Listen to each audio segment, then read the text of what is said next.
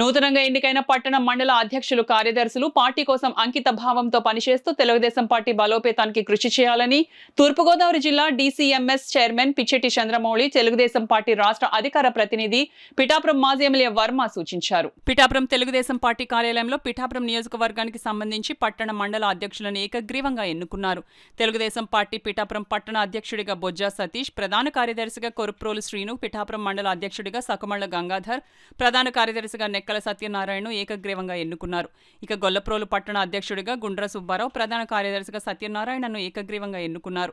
ఈ సందర్భంగా మాజీ ఎమ్మెల్యే వర్మ, పిచ్చెట్టి చంద్రమౌళి నూతనంగా ఎన్నికైన పట్టణ మండల అధ్యక్ష కార్యదర్శులను ఘనంగా సత్కరించారు.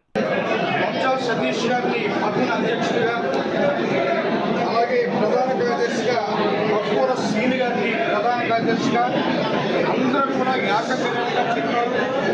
చాలా సంతోషంగా ఉంది. పార్టీ తరఫున శుభాకాంక్షలు కూడా తెలియజేస్తూ ఉన్నాను. ఎందుకంటే పార్టీకి గొప్ప మంచి సాంప్రదాయం ఉంది, క్రమశిక్షణ ఉంది. మరి ఈవేళ ఏకగ్రీవంగా వీళ్ళందరూ కూడా చాలా బాగా పనిచేస్తూ ఉన్నారని చెప్పేసి అందరూ కూడా నాకు చెప్పడం, ఏకగ్రీవంగా అనౌన్స్ చేయడం జరిగింది.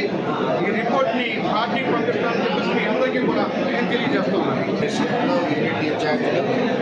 గౌరవ పెద్దలు అందరూ కూడా కలిసికట్టుగా ఏకగ్రీవంగా ఓసీ కమ్యూనిటీ నుంచి బొజ్జా సతీష్ని, బీసీ కమ్యూనిటీ నుంచి ఓసీ కమ్యూనిటీ నుంచి బొజ్జా సతీష్ పిఠాపురం టౌన్ పార్టీ ప్రెసిడెంట్గా, బీసీ కమ్యూనిటీ నుంచి కొరుప్రోలు శ్రీను ప్రధాన కార్యదర్శిగా పిఠాపురం టౌన్కి నిర్ణయించడం జరిగింది.